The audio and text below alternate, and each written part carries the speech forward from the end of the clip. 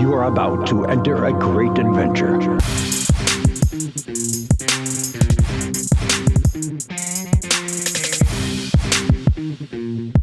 This is Strutting from Gorilla. Welcome back, everyone, for another episode of Strutting from Gorilla. This is Mikey Cash in the big boy chair, and with me, as always, is Big Vito. Today, we got a pretty loaded episode for you guys, but before we get into that, let's remind you where you can find us on the socials. On Facebook, it's at SFG Podcast. On Twitter and TikTok, it's at from_gorilla. On Instagram, you can find us at sfgorillapod. And as always, you can find us on our website, struttingfromgorilla.com. If you're listening to us on Apple Podcasts, feel free to give us a 5-star rating and review. We'll really appreciate it. So without further ado, let's get into the bulk of our episode today. We're going to be covering AEW's pay-per-view Revolution, giving our thoughts on it. And we're also going to be giving our thoughts on the card so far and the build so far for this year's Wrestlemania. We're going to sprinkle in some other things too if we have time. But Vito, I know we talked about this beforehand. We're recording this on March 15th, and I'm sure everyone who will be listening to this episode when it gets published will have heard the news about Scott Hall and his tragic passing. So I feel like we need to just start off there. Hey, yo. Yeah, that wasn't the best one I've never ever. been so sad to hear that. I know, man. It wasn't great. I'll be honest though, you've watched him come back in a few episodes of Raw or whatnot, and over the last probably 10 years, he comes back for Hall of Fames, and I mean, he didn't look like $1 million, let's put it that way, but you give the guy credit. He was in a pretty dark spot, came back, and kind of resurrected himself a little bit, where he was at least able to come back and be presentable in front of the fans. But it's never good. I mean, you could see that he had a big influence in a lot of people in the WWE locker room, younger and older. I'll tell you I'll just, since we're going to take a minute here, and I'll let you go off on it, but my favorite Scott Hall pieces was obviously Razor Ramon. We grew up and he was right there when I started watching wrestling, and he did it so good. I remember the vignettes where he would talk about, kind of like he was not Al Pacino but Scarface type guy, and they were priceless. They were priceless little video intros. No, you're right. That was cool. I think I remember reading that he actually took a lot of his influence from Scarface. He was basically just acting it out in front of Vince, and Vince had no idea who it was. So he just thought it was this cool character while they were filming all those vignettes when they were like out on the town and stuff, and he was in the cars and everything. So it was cool. Thinking about him beyond even just the wrestler, like you mentioned, Vito, there was something I was really thinking about this, because last night this hit me hard for some reason, and it hit me a lot harder than a lot of the other wrestler deaths that we've unfortunately heard the news about over the years. And I think part of it was just the random nature of how this happened. Given Scott's lifestyle and the things that he was doing back in the day, in some ways it almost would have not surprised me if we had heard that there was an OD or there was some sort of substances involved, but this was just so random. The guy was in for hip surgery, and it's just this random occurrence. He ends up having these heart attacks and ends up on life support. I think it's just awful, because I think back to that documentary, The Resurrection of Jake the Snake, and Scott Hall's in that. And you watch this guy rehab, and you watch this guy start to get healthy and start to take care of himself. And him and Jake end up getting inducted into the Hall of Fame later on that year. And I remember just being so happy for him, and to see that it meant so much to him to get back to that point where he was connected again with his friends. The Clique, for whatever the history is, they were friends, they were brothers, and it was just really cool to see those guys back together again. And I think I'm still processing my feelings on it, but I found myself just incredibly sad about watching him turn his life around and then have this happen. It seems like such a random occurrence. So it's been hard for me to sort of come to grips with it, quite honestly. Yeah, and I think it's one of those things where you can get rid of the demons, but the demons never leave type of situation, where I know this was a little bit of a fluke, but health-wise, you know, he didn't put himself in the best position he possibly could be. And I obviously have a lot of respect for the guy for what he's done in wrestling, and then how he even came back afterwards and changed his life around. But again, the demons always come back. It's somehow, some way, you know what I mean? And unfortunately for him, it was his health. And he never looked fully to himself, you know what I mean? Like, even when he would get up to speak at a Hall of Fame or the Raw reunions, like, he struggled to get up. And you could tell he just wasn't the same guy physically. Mentally, he was there. Yeah, you know, mentally, I think you're absolutely right. But it just goes to show, and I hope a lot of the wrestlers kind of, if they take anything from Scott Hall or Razor Ramon, it's, you can be a good guy in the business. Good guy in the business. You can be a good guy in the business and have a business mind, but you have to do things right physically and mentally for yourself, especially in a sport where you're traveling all the time, and make the right decisions. And it's not always easy. They can use him as an example to that, so that maybe someone else doesn't go down that road, and they can extend their life a little bit longer. But the one thing I'll say, because I don't want to take up too much time on this, of course. We'll do like a tribute episode to him anyways. But my favorite, I used to love when he would come into WCW, because their whole outsider angle was unbelievable. It was real. Cool. But it was a game changer. My favorite part would always be when he would come out to the ring, and it'd be, "Hey, yo, how many of you guys came here to see WCW?" Then he'd pull the audience. They'd all boo. Yeah, I remember this. "How many of you came to see NWO?" And then everyone would cheer, right? And then he'd go, "Survey says another one for the bad guys." It would be like, it's the stupidest thing in the whole world, but just the way he did it was, it just worked. It was his delivery. It was everything about it. Well, so our condolences to Scott Hall's family, and all the wrestlers that were impacted by this too. We've seen on social media a lot of people have been impacted by his loss. We are, and we'll be thinking about him and his family, and we'll be doing an episode on Scott Hall, I think, very soon, as a tribute. So, we're gonna, no easy segue for this, but let's move on. We're gonna cover the Revolution pay-per-view. Vito, did you get to watch it? I did, yeah. I know. Weirdly enough, we didn't plan this, but for the listeners, both Mike and myself were on vacation in the same spot. And it was a week apart. 1 week to the day. Literally, he was flying out, leaving as I was flying in. So it wasn't planned that way, but it just happened.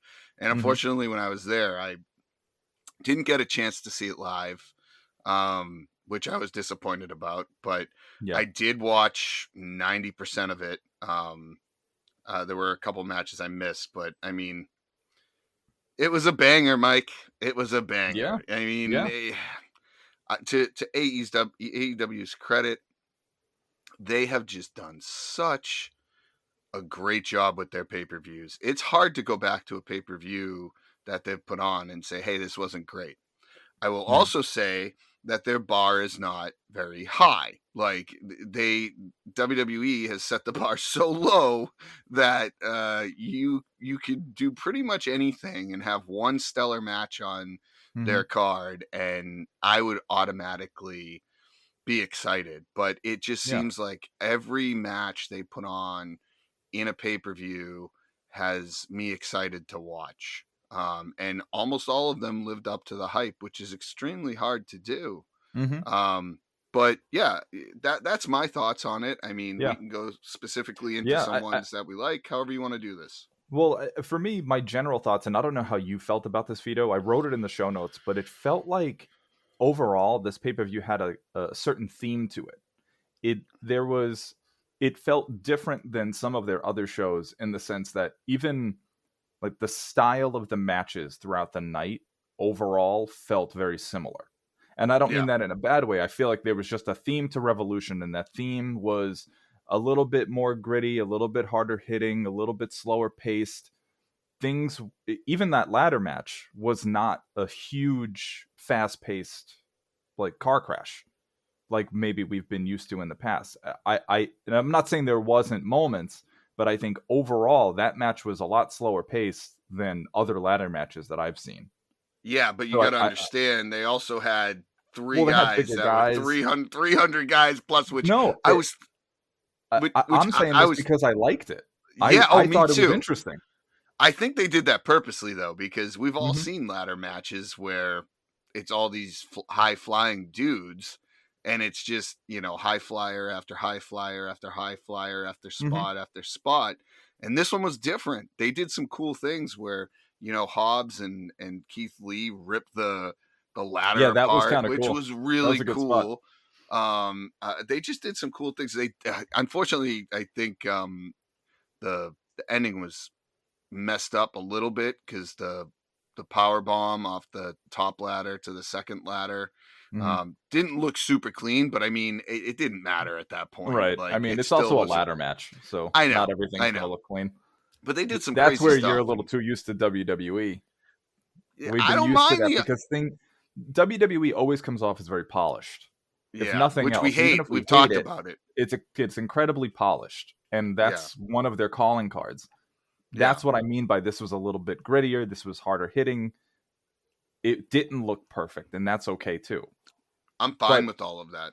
I know Orange Cassidy got hurt during the end of that match. Oh yeah, because Keith Lee, Keith Lee chucked him a mile when he didn't need to. Dude, he's just so big, man. I look at him and I'm just like, he's a beast. Like, he's an athletic. Not that Mabel or Viscera wasn't athletic for a big guy, but Keith Lee is more fit. I mean, he's not a totally fit guy, but way more fit than him. I'm just nervous about his longevity with being such a big guy and taking bumps the way he does. Like, you just got to be careful. He's a big dude, man, and he's got to be careful. Like, Wardlow and Hobbs are in physically good shape, and they can handle more stuff. But we'll see what happens. I just, they got so many wrestlers in AEW that I don't think he needs to take like this huge spotlight. He can be different and almost take a Big Show type of role to a higher level because he's a little bit more athletic than Big Show, at least later in his career. I hope he doesn't take the Big Show slot because no offense to Big Show, but he was one of the worst booked giants I've ever seen. He was, but he screwed up early in his career. We're talking about Revolution, I know. He screwed up early in his career by taking all the crazy bumps he did as such a big dude. So, anyways, but ladder match was great. I felt like Hobbs shined in that match. I think Hobbs is getting really better came and better. Out of that looking good. Hobbs is getting better and better, man. He really is. I enjoyed it a lot. Yeah, I'll tell you the other match that I really liked, and it was a simple match, and of course I'm gonna like it because Brian Danielson's in it. I like the Moxley Danielson match, and it was a simple match. I mean, the only thing I'll say I didn't like it was very similar to the CM Punk MJF match, right? Like bloody, hard hitting. There was a lot of blood.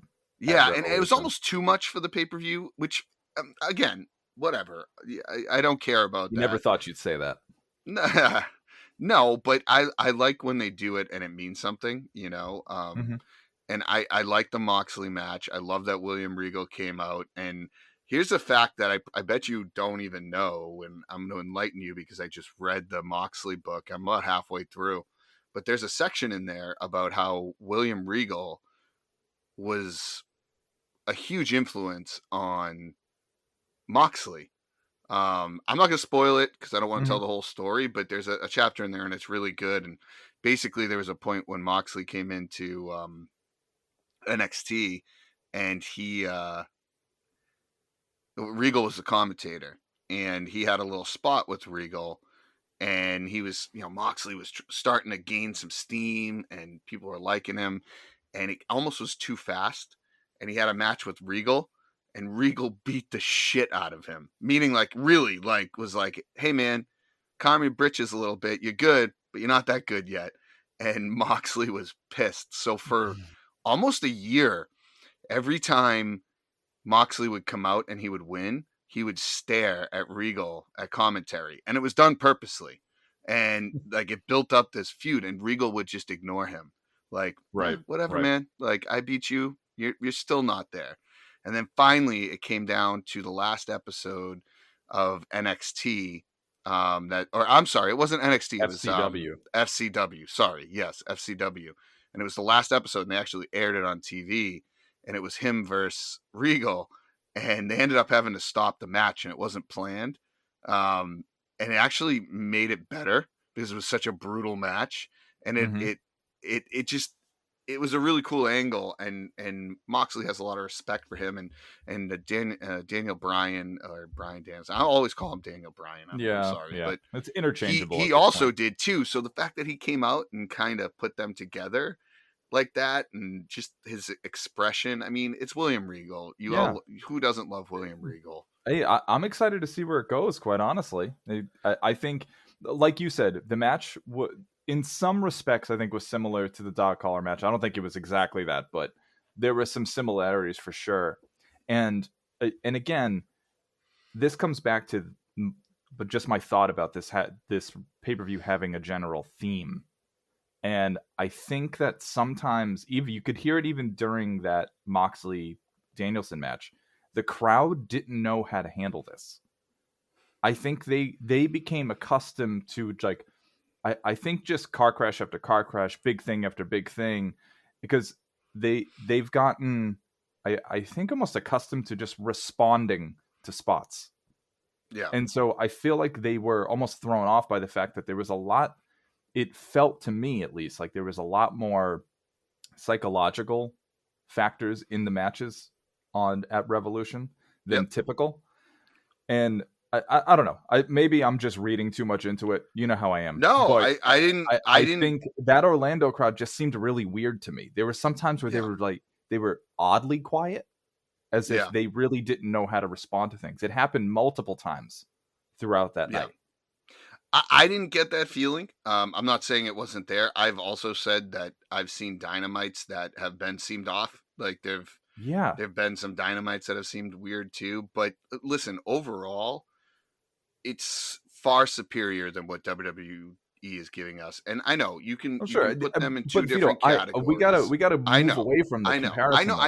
I am. I'm just saying it's far different and it's refreshing. So to me, a crowd not responding doesn't even matter to me. Like no, they could give me one good match. They could give me one good match in that pay-per-view and I would be satisfied. And unfortunately, we got like a dozen good matches. So. I know it was a lot. And maybe part of it was they were exhausted too. Maybe that plays into it.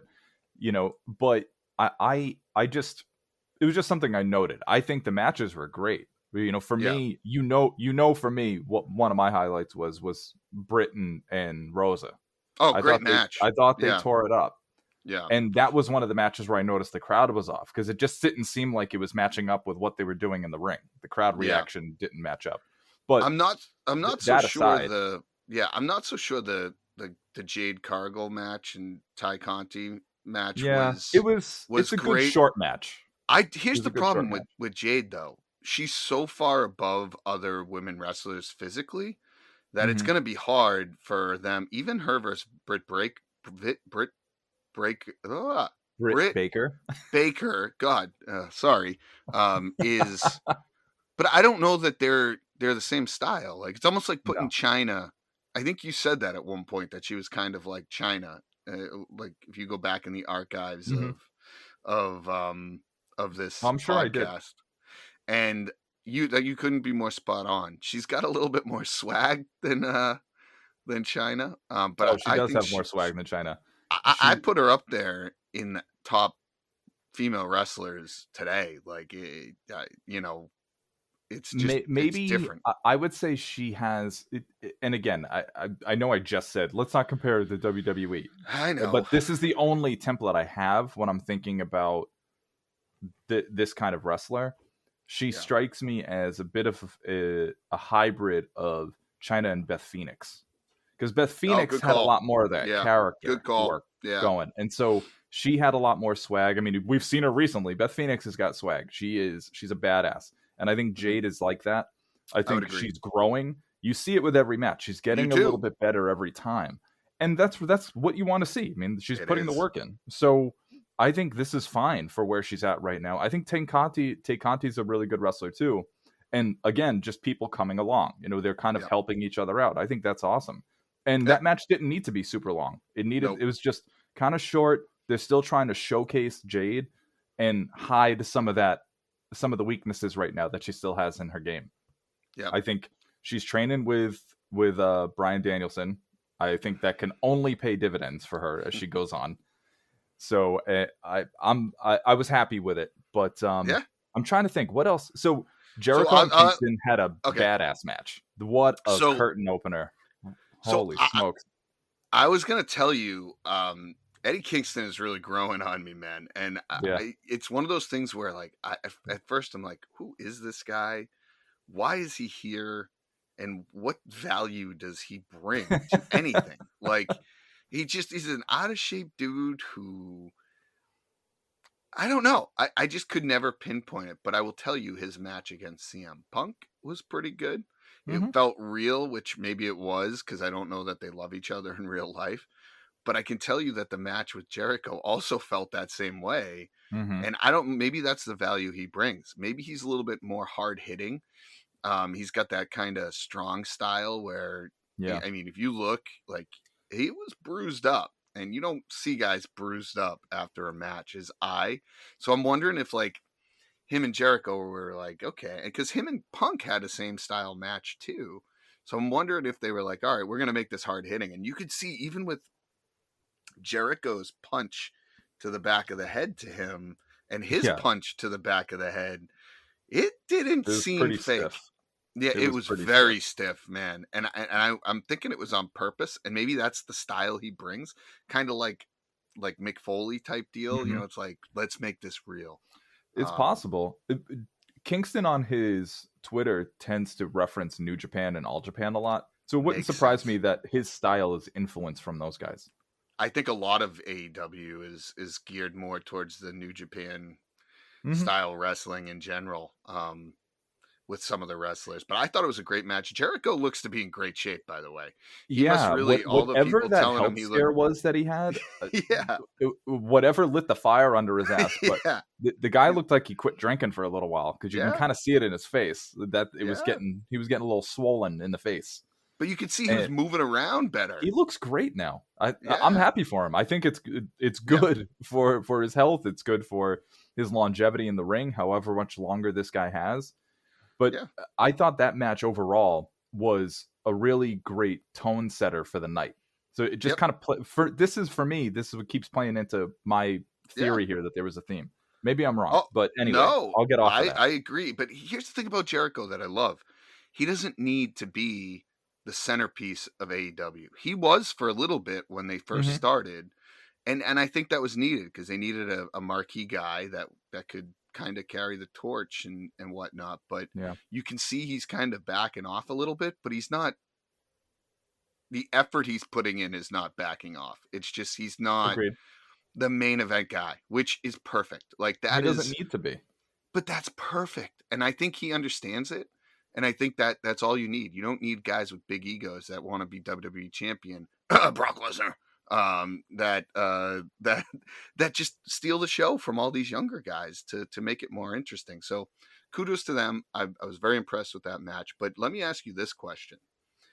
How did you feel about that tag team match? The triple, I don't even know what you would call it. It's not a triple tag.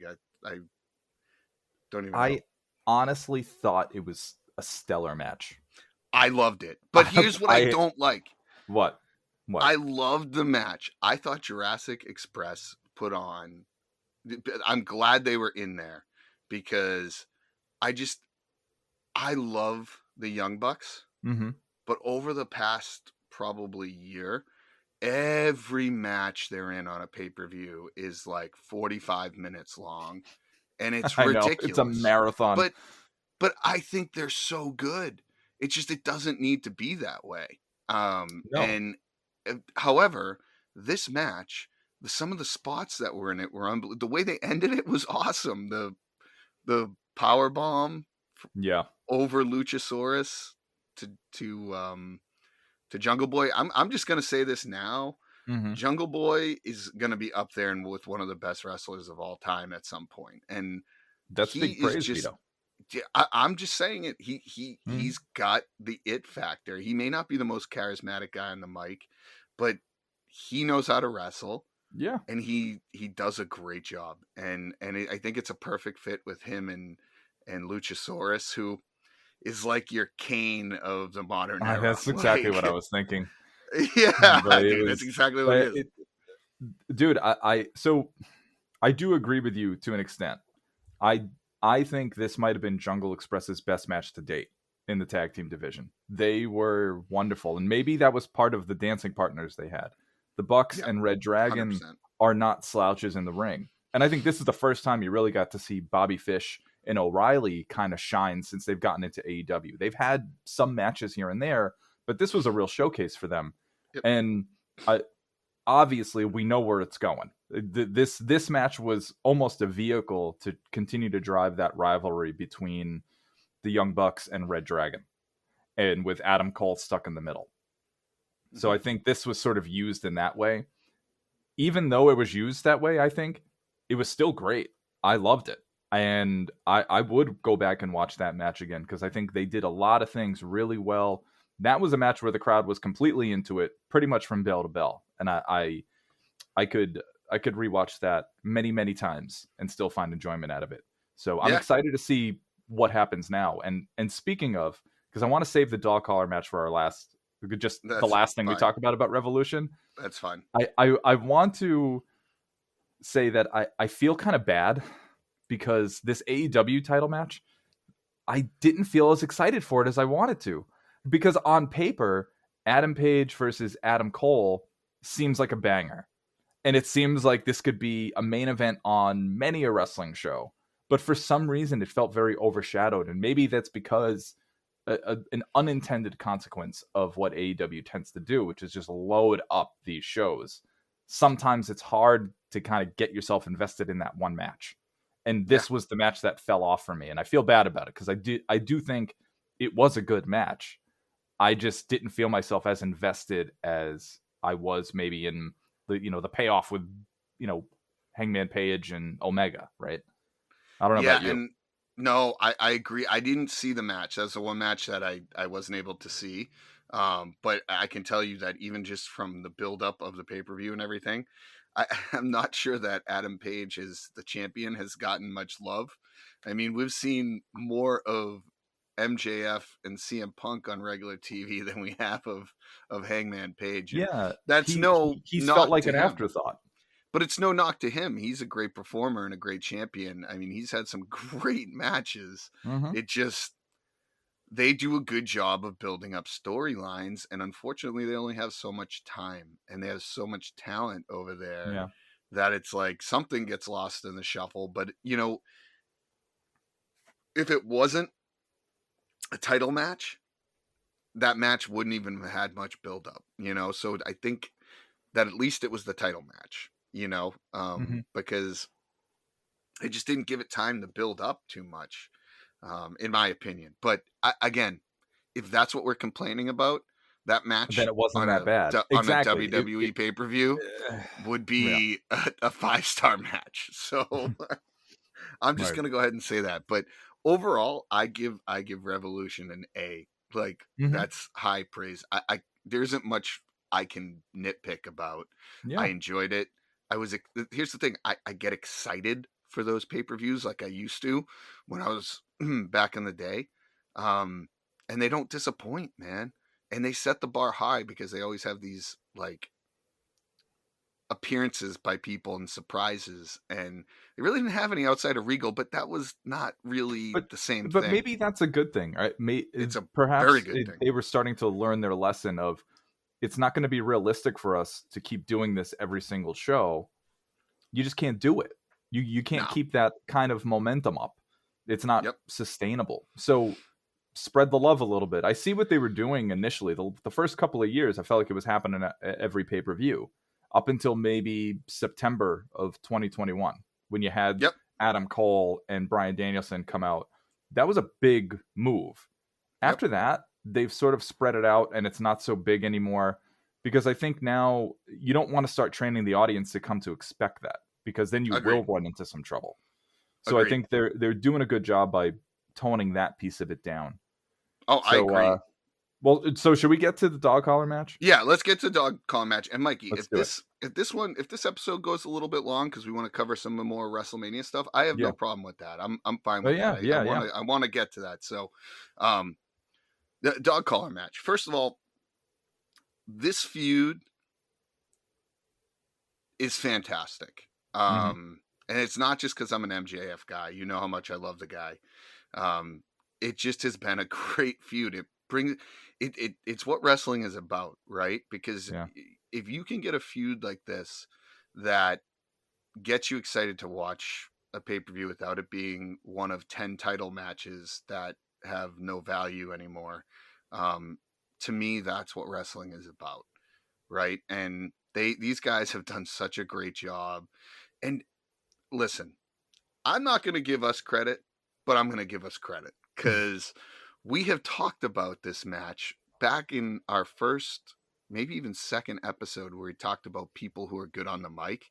And we said an amazing match would be CM Punk versus MJF. It would be a great feud because they're so good on the mic, but they back it up in the ring too. You know, I would say that their build up on the mic is even better than the match, which is very rare nowadays. And they did a great job. I mean, they really did. I thought the match was awesome. They used the dog collar just the way it should be, and it was perfect because it gave you that element of this little twerp can't run away. I'm going to get my dues, whether you like it or not. And then the whole ending with Wardlow kind of winning the brass ring thing and being like, see you later, MJF. It was perfect. He got the ring he wanted and gave him back the other one. Yeah, it was perfect. CM Punk is really, even his wrestling, it is slowly came back to where it kind of was before. Yeah, this was a good showcase for him. He looked great. You can tell this guy was motivated again. The passion is back. You can see it. He came out to his old Ring of Honor theme song. He came out in his old gear. That was pretty cool. And it was very sort of part and parcel with the news of Tony Khan buying Ring of Honor. It couldn't have been more of an example of synergy, you know? Oh yeah. And here's something that I this goes a shout out to Big Mango. I know he's not a CM Punk guy. He kind of gets on his nerves, and I understand that. And honestly, looking back, I can understand why a lot of people would be irked by him because he kind of was like, I hate wrestling. I'm never coming back, blah, blah, blah, blah. Well, I read an article, and you guys should check it out. You should check it out as well. God, I can't remember the magazine that it was in. Great article so far, Vito. Oh, I know. It popped up in one of my, I want to say it was Esquire or something weird. It popped up and I read it, but it talked about his comeback to wrestling, but it talked about how beat down this guy was and how much he hated wrestling because of the things that had happened. I mean, there was one point where he basically shit his pants wrestling and WWE didn't even care. Like he had so many things going on physically that were bothering him, and he just had to keep pushing through it. And read the article because it kind of talks about his slow comeback, because this guy hated wrestling for a time, and he was fighting lawsuits, and he had to go in and testify about all these awful things that had happened. And it's like when you have all of that negative energy coming from a passionate thing that you love, and you have to relive it for a long period of time and fight in court over it, I would also hate it, and I think he was planning on coming back to AEW a lot sooner than when he actually did, but he had the pandemic hit, and so he waited. And I'm glad he did, because it was a great thing. I'll tell you, his comeback was fantastic, and I was waiting for this match. I think everyone kind of has been waiting for it, and this feud, and honestly, I hope it doesn't end. It doesn't seem like it's going to. No. I would imagine they might have another match scheduled between the two of them, just given the way this ended, or maybe they're just going to move away from it for a little while and then come back to it later. I could see this being a story that will ebb and flow. It will come and go. Well, they'll never actually be completely done with each other, but they'll sort of go on to other things and then come circling back to one another. Perhaps at some point when MJF has a title that comes back around. And we all know that a babyface is a lot better when they're chasing the title than when they got it. So I agree. This might fit perfectly for Punk. I just want to point out the article is in Esquire. I was correct, and it's called The Rise, The Fall. It's not the rise and fall of CM Punk. It's the fall and rise of CM Punk. So check it out. I'll tweet it out. It was a good one. It covers a lot of stuff that maybe you didn't know, and I think it'll shed a different light. I think it'll change Mr. Mango's tune on Mr. CM Punk. So anyways, that was my thought. The last thing I want to talk about before we get into WWE, though, is the Ring of Honor situation. I think we need to just touch on this briefly because I think it's a great thing. Absolutely. I think I just have a lot more faith that Tony Khan, to me, I look at Vince McMahon and I look at Tony Khan, and what I like about Tony Khan is that he's a fan of wrestling, and he really understands what it's like to be a fan, and you can see that. So he's willing to do things for fans rather than get his jollies off on what he thinks is best for business. And that's what I like about AEW. And Vince, unfortunately, used to be that way. And I don't know if it's his old age or whatever, but it's just like everything runs through Vince. And unfortunately, his decisions as of the last, I'm going to call it 10 years, have been more fails than hits. And I understand they're trying to be two separate, different companies. They really aren't the same. But I'm a Tony Khan guy, and the Ring of Honor purchase is great because he's getting all these guys, all the guys that are top stars for him were Ring of Honor guys, Yeah. So, and I mean, what are your thoughts? It's important to have the that? library. Yeah. One of the pieces of news that came out a few weeks ago was it's nothing official, but it was coming through that there's some sort of working agreement that's not finalized yet between AEW and HBO Max. So I wonder if this is another piece of that, more content for that service. You're going to have you could potentially have the Ring of Honor library. You could have the backlog now of Dynamites and Rampages. I don't know if pay-per-views would be included in that, but if that comes to fruition, that's a really good get for Tony Khan. And HBO Max is a hell of a lot easier to navigate than Peacock. So I think it's another win for AEW if this actually goes through. Again, nothing's official yet, so I'm not trying to start any shit, but it could be a really good move for them to get some sort of streaming presence, because I think that's 100%. The one piece of their game that's missing. They just didn't have enough content yet. Yeah, and now they got content. 3 years worth of Dynamites, almost a year worth of Rampage, and Mike, maybe some pay-per-views. Who knows? Yeah, but they got enough talent that they don't even have enough time on these shows to handle it. So they could put AEW Dark on there. They could do a lot of different things that would be great, and not overflood, not have a 3-hour Dynamite, like a 3-hour Raw. I can't handle the 3-hour Raw anymore because they just put filler stuff in there. You have stupid segments that are a half hour long that I'm like, I just wasted a half hour of my life because this was clearly just filler shit. Yeah. But anyways. no, I agree with you. But just to talk about the Ring of Honor thing again, Yeah. Outside of the library, I'm curious about the impact of on Ring of Honor and the title holders that are around right now. You got Jonathan Gresham, who is the Ring of Honor champion, and then you have Deonna Purrazzo, who's the Ring of Honor Women's champion, but she's on Impact defending that title. So I'm really curious what this means for their collaboration together. Are those titles going to go away?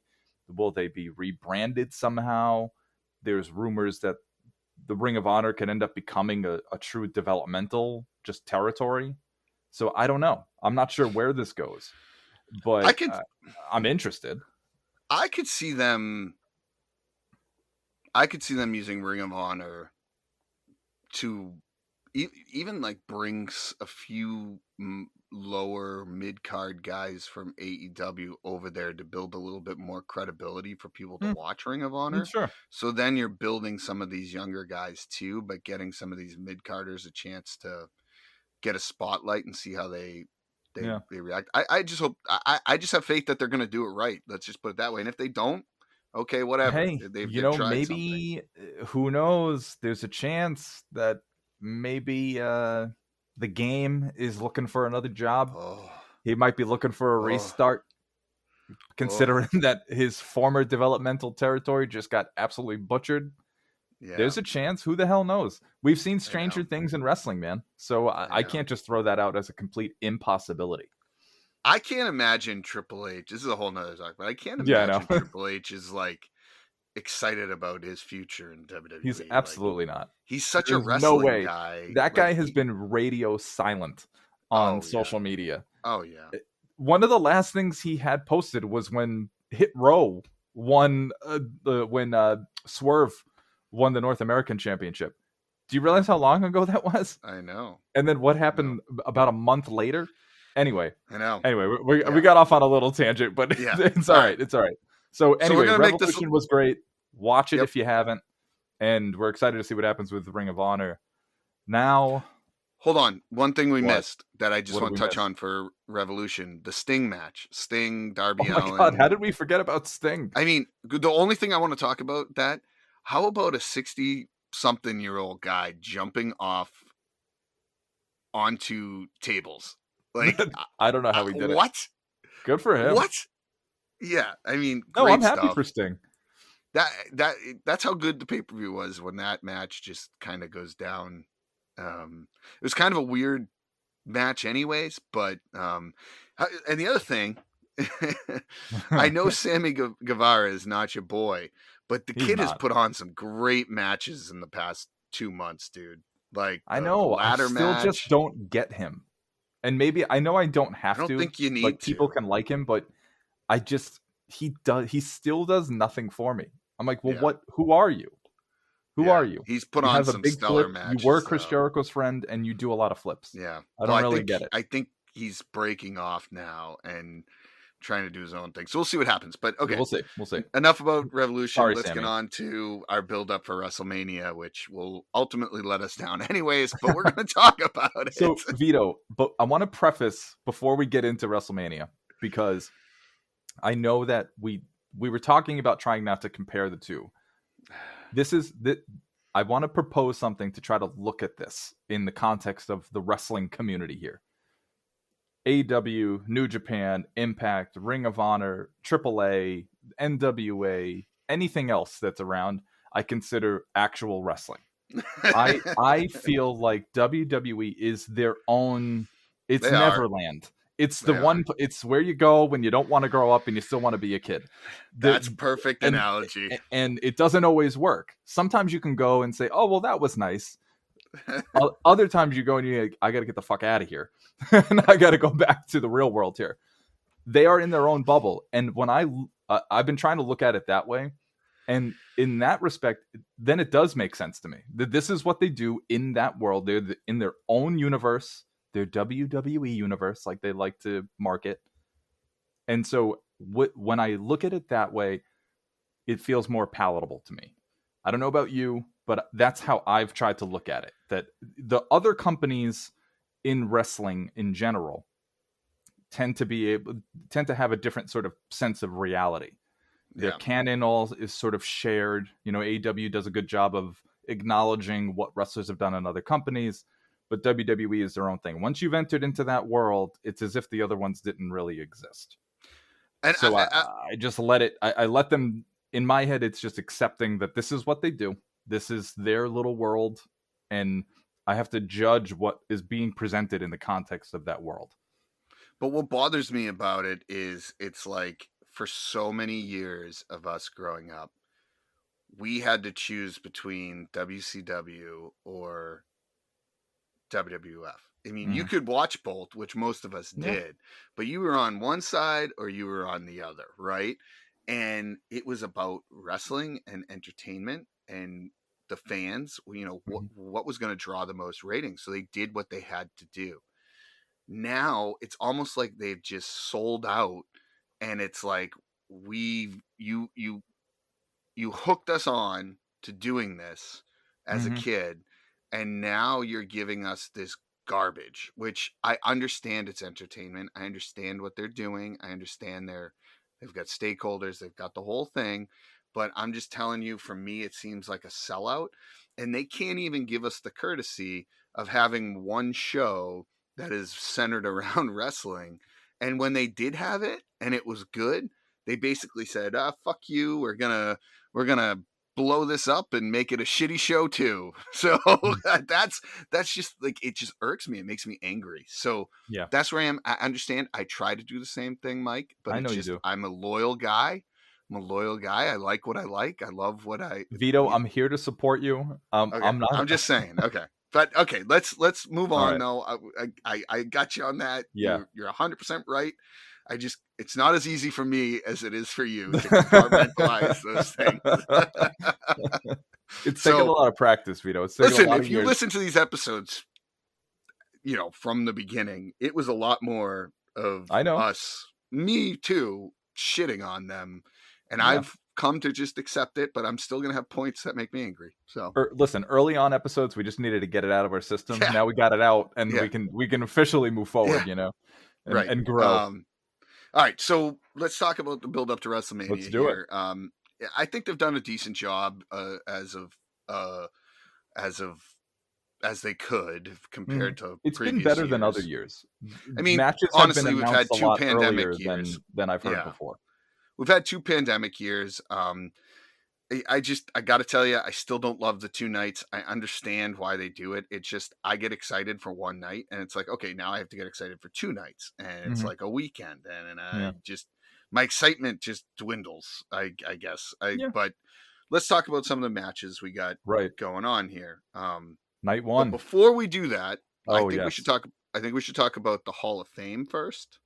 Okay, let's go for it. Because I think that this is kind of cool. You got Taker coming in, which for the listeners, we have a great episode that we're going to re-release at some point, maybe when we get closer, on The Undertaker and his career and his impact. So if you want a good listen into our thoughts on The Undertaker, totally unbiased, just like everything we do, it's a great episode. You can go back and listen to it. We may even repost it or re-release it when the Hall of Fame comes. But you got some other wrestlers in there too. You got Vader, who's going in, which is well deserved. Which absolutely, again, Mike, I know. I honestly think we might have to password protect our shows, because there's a lot going on that it's almost like we know what's going to happen or should happen. You know, we've been pushing for Vader to be in the Hall of Fame for years. You know. Same with Psycho Sid. I don't know that he's officially been announced into the Hall of Fame, but its rumor mill is that he's going to be, and those 2 should be there. And then the Steiners. I don't know if that's official yet either, which I am very curious. I'm intrigued by that one. If that Scott Steiner comes back to do this, because you trust him with a mic in his hand at a Hall of Fame ceremony? He basically has said, I fucking hate Triple H. I would punch Stephanie McMahon in the face if I could. Like, it's in Scott Steiner fashion. So we'll have to see what happens there. Now, what are your thoughts on those guys going in? Well, I think obviously the Taker thing is a no-brainer, and hopefully this is hopefully it's not too on the nose, but hopefully this is the nail in the coffin for the Undertaker's wrestling career, and it's over. That's it.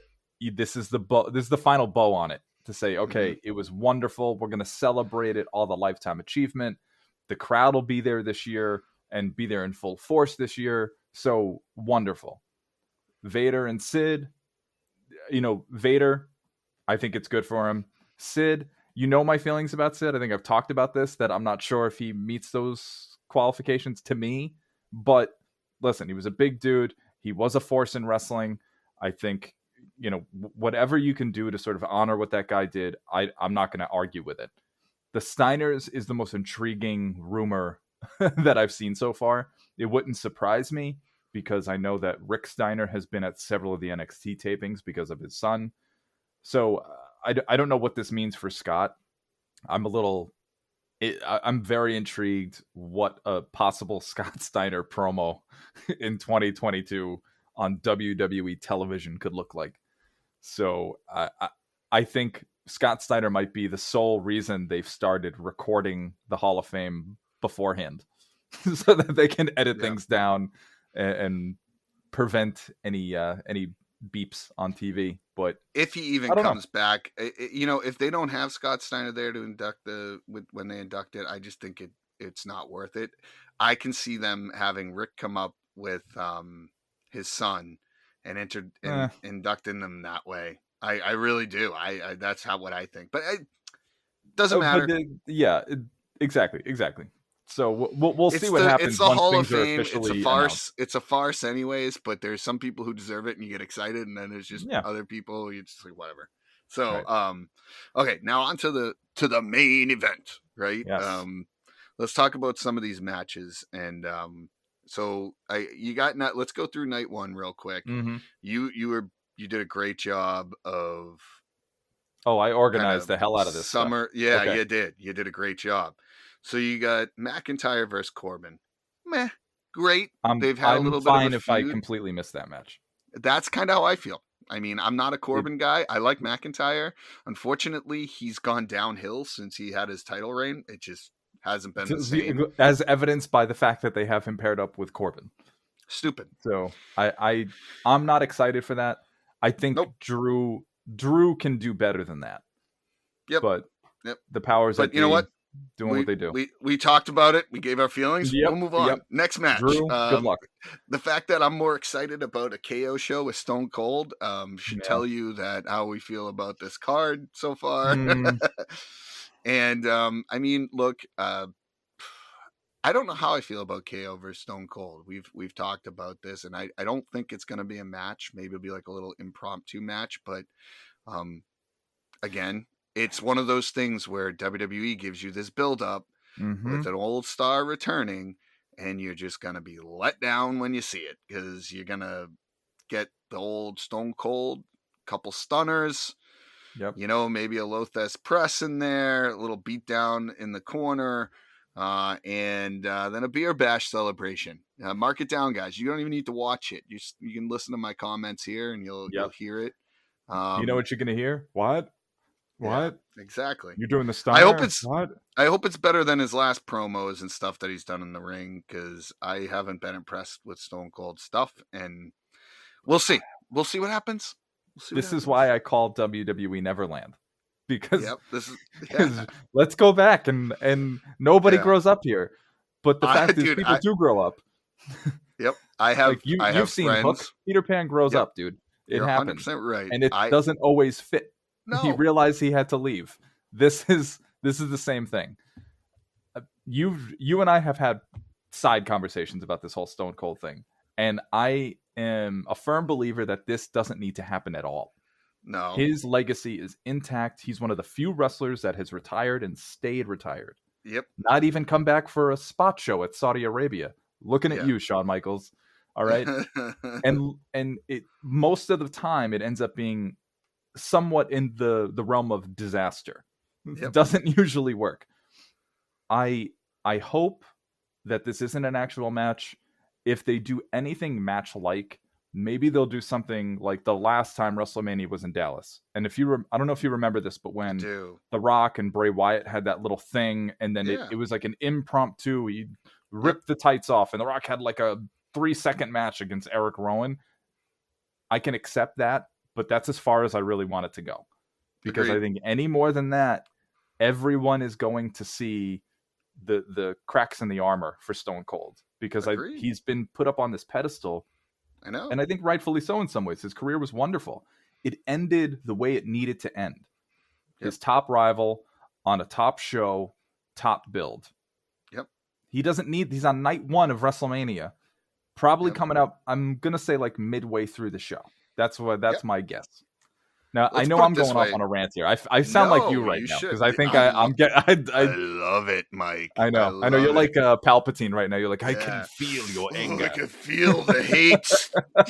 No, but it's here. I'll give you a perfect example. Years past, old Vito, probably 5 years ago, would have been like, yeah, woo, this is awesome. Yeah. I can't wait. But I had friends who have not watched wrestling with me for years. We used to watch it all the time when we were kids. Never get excited. I'll talk about wrestling. You know what? They probably don't even listen to the podcast. Great friends. Thank you guys, by the way. Yeah, thanks a lot. But I got texts from multiple friends that don't watch anymore, and they're like, Stone Cold's coming back. No way. Blah, blah, blah, blah, blah. And literally, I think they expected me to be like, feed into that and be like, yes, he's coming back. It's going to be great. And my response was, guys, it's going to suck. I go, here's what's going to happen. And I laid it all out for them, blah, blah, blah. And they're like, wow, Vito, you really are a Debbie Downer. And I go, no. I go, the excitement and the build up for him being there is going to be better than him actually being there. And you're just going to be let down. That's my thought process. So I prepared them, I prepared them. Like you are the viewers that they want to tune in to get more views and buys for this pay-per-view. Right. But ultimately you're just going to be sad. So you might enjoy it, but ultimately it won't be what you're thinking it's going to be. So that's where I am on that one. I'm glad KO is getting some sort of treatment here. I like KO, and he needs to bring himself up. He was WWE champion. It was not a great run. He needs to do something to show that he is like a top guy in WWE, and he has the ability. Just got to get there. So hopefully this helps him. All right, moving on to the next one. You got Rey and Dominic Mysterio versus Miz and Logan Paul. I would probably rather watch 2 McIntyre versus Corbin fights than watch this one. Logan Paul, I could care less about. I will say Eric Bischoff had a good quote about this. He goes, if you're tuning in to watch this as a great wrestling match, then you are not setting your expectations correctly. He goes, this is great entertainment value and take it for what it is. And I'm like, maybe, but still probably shouldn't be on WrestleMania. So that's how I feel. Do you need to say anything else about that match, Mike? What I will say is this is indicative of them going back to their usual shit. Yeah, that's what I'll say. When you look back at last year's card, that was a look at that card from last year. They were finally back in front of a crowd. They gave a lot of those celebrities were not available or were unwilling to do anything because of the pandemic restrictions. So they relied a lot more on the actual talent that was there. Mm-hmm. There was only 1 or 2 matches that had, at that time, Shane was, I think, like the part-timer that was wrestling and Bad Bunny. And we all know how you feel about Bad Bunny. I don't want to bring up some trauma for you. Yeah, but he did a good job. But in general, that show was those 2 nights were a lot more palatable because they gave us a lot more. You had the Cesaro and Seth Rollins one-on-one match. This feels like they've returned to their form. And their form is, it's WrestleMania, it's entertainment, we're going to have celebrities involved. Yep. Not so much with night 1, but night 2 has a lot more of that. Yeah, and that's fine, but that now means the Miz is involved in 2 of these celebrity things. So we'll see. I look at it as this could be a bathroom break. Yeah, I mean, I love Rey Mysterio. Don't get me wrong. I do too. So I don't know how much longer that guy's going. He looks amazing still, but Yeah. So I'll probably watch it a little bit, but I may not be super invested in it. I would be much more intrigued with an Austin Theory Rey Mysterio one-on-one match than I would be with Agreed. some Agreed. of this other stuff. But okay, moving on. The Now top we two have matches the two. of night one for me are coming up. Yep, and I think that both of them will be great. To be Yep, honest with they're you. the only two that feel like WrestleMania worthy matches. Yeah, I agree. Agreed. So you got Becky Lynch versus Bianca Belair for the women's title, and Charlotte versus Rousey for the SmackDown women's title, which I think will both be great matches. I mean, I don't know what else we can really say about it. Becky Lynch and Bianca have had this thing going on since Becky returned last August, and there was a lot of issues with it. So hopefully there's a payoff here. Yep. I think, in my view, I feel as though it's better for Bianca to win than Becky to win. Becky doesn't really need this win at this point. She's pretty established as a superstar, so I don't think she needs to have the win. I think Bianca is still establishing her legacy here, so I think it's good for her. Charlotte and Ronda, I honestly can't call that one. I don't know who the hell's going to win that one, but both are plausible winners, so I'm not really sure. I don't know what Ronda's schedule is like, if she's going to be sticking around after Mania or what, but I think it would be a tragedy to have. I mean, Brock Lesnar, he's been around, so I'm not so upset about his title run, but I compare Rousey to Lesnar to some degree. Like, if you're not going to be around and you're going to be a part-timer just wrestling pay-per-views, you shouldn't be champion. So we'll see if she's going to stick around and do the Lesnar thing. Fine, sure, do it.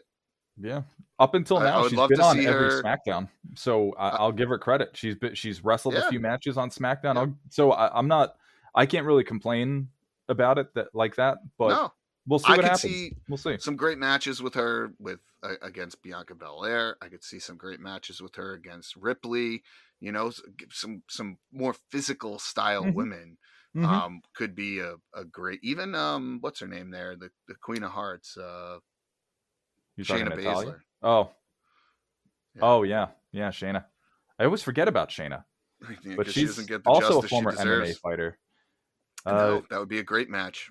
You know, I want to see Ronda versus Asuka, but I don't know. I think Asuka's that would be injured, awesome too.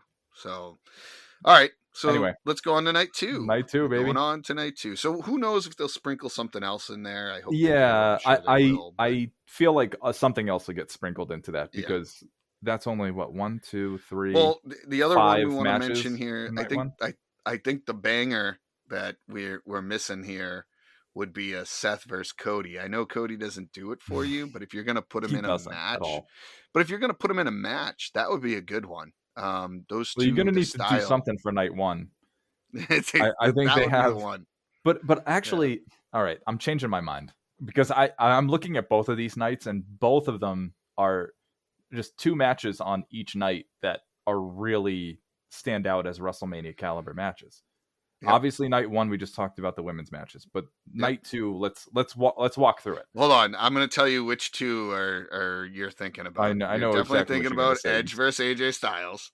That's one, and I mean I'm guessing the other one. I mean, it can't be Knoxville versus Zayn, which I'm looking at. Spoiler alert, that is my choice. Yeah, okay. Honestly, I bet you that's not going to be a bad match, to be honest with you. But when Knoxville, who's wrestled once in his career, is going to be the highlight of one of your matches, that's not great. So we'll see. I think Lesnar versus Reigns will be a decent match. I do. I think it'll be good. It is what it is. I'm not. I'm looking at it and I'm not super excited about it. I'm not saying it'll be a bad match. I don't know. You're not sure it'll be a good match. I'm just sick of Brock Lesnar. It's gotten to the point I'm sick of him. Like it's just the way it is. Yeah. I disagree on that one. I actually don't mind him now. He's been around a lot more this time. He does. The character feels different. He's clearly more relaxed.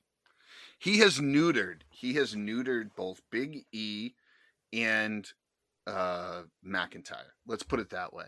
And Bobby Lashley to some degree, not nearly as much, but like the momentum. Basically named Bobby Lashley. Sermons. But the three of those guys had so much momentum when Brock Lesnar wasn't there. And then now what? They're just. I mean, Big E's injured. I don't even know if he had a match scheduled. No, he didn't. So, I think he might have had something that was going to happen with, as part of the New Day. But, by the way, Big E, sending thoughts over to you, man. Oh, hopefully he's okay. Yes. Yeah. What a terrible. Ever since he lost the title, it's been nothing but shit for that guy, and I feel bad for him. But anyway, so you got Pat McAfee versus Austin Theory. Okay, what the fuck is the point of that? Is Vince? I think this is where Vince comes in and starts to wrestle for like 2 minutes or something against Pat McAfee. That's my thought process. I bet he comes in, he says, "Austin, you're not doing a good enough job." Rips off his suit and starts wrestling Pat for a couple minutes, and then that's that, right? Stupid, but I'll bet you that's what happens.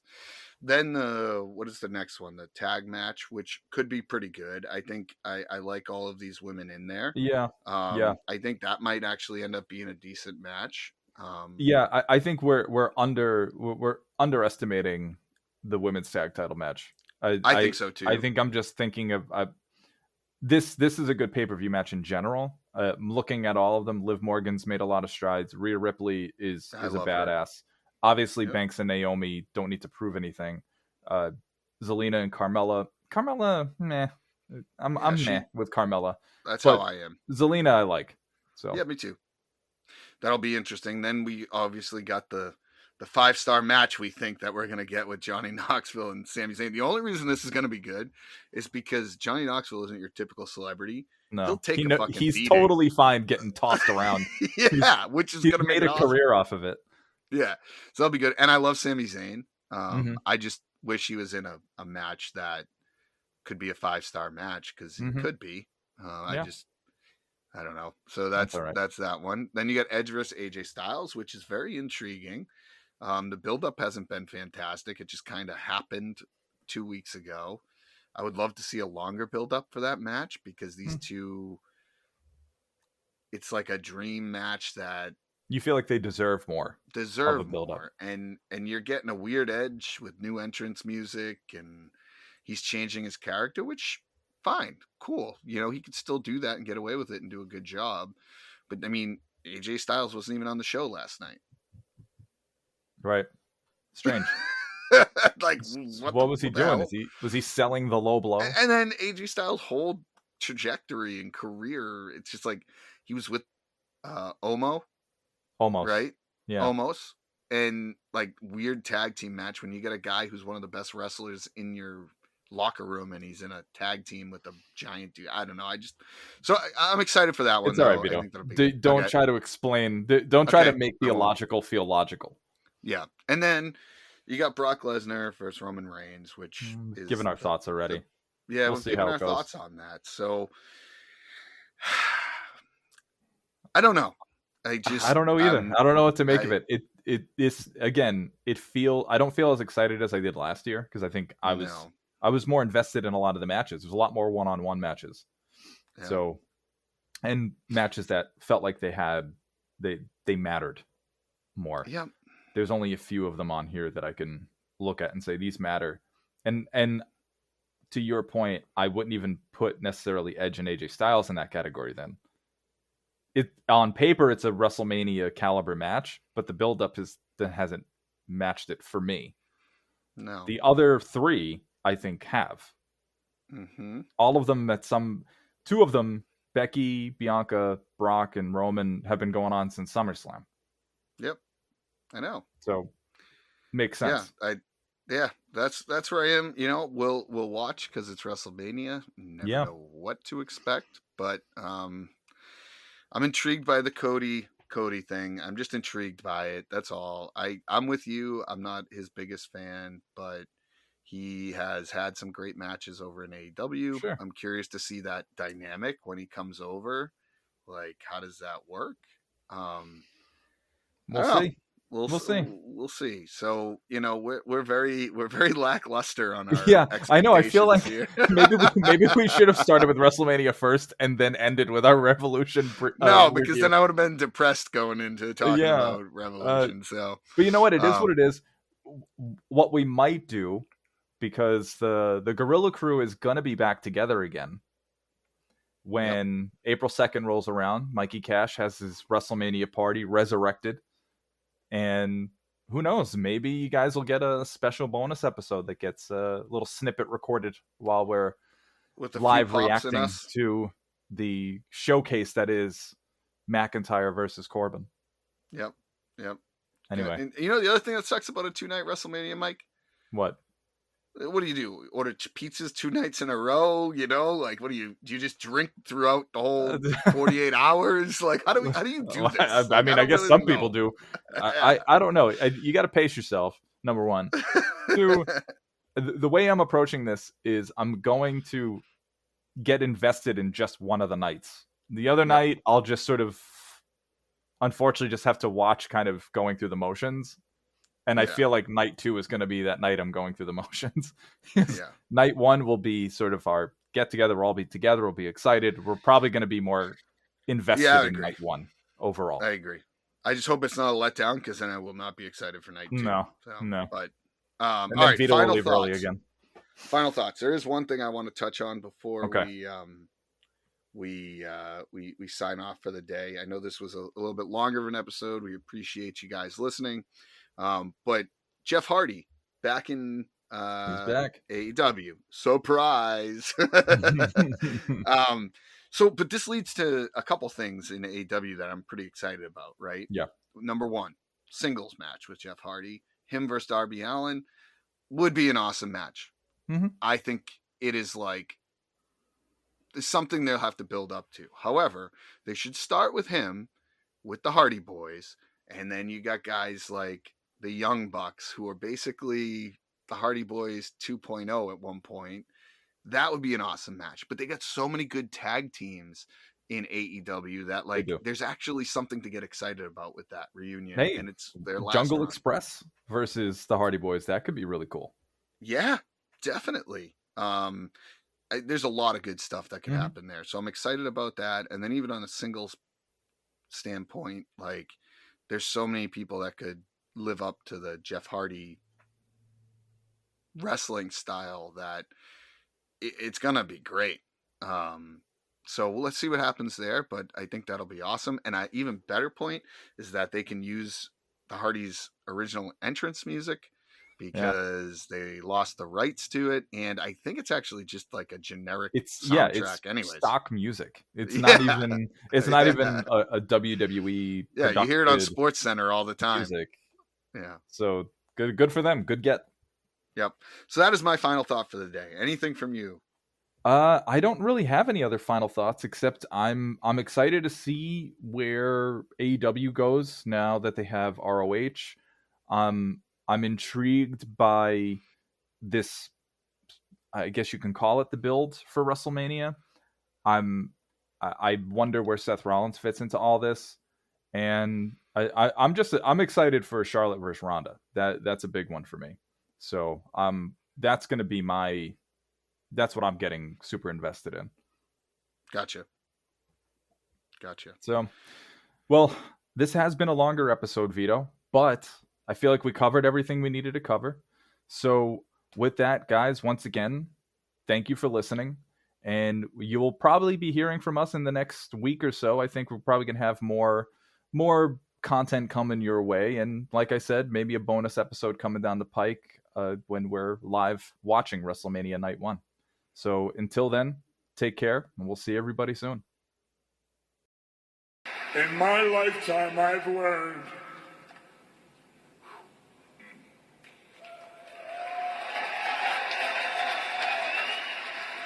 hard work pays off. Dreams come true. Bad times don't last, but bad guys do.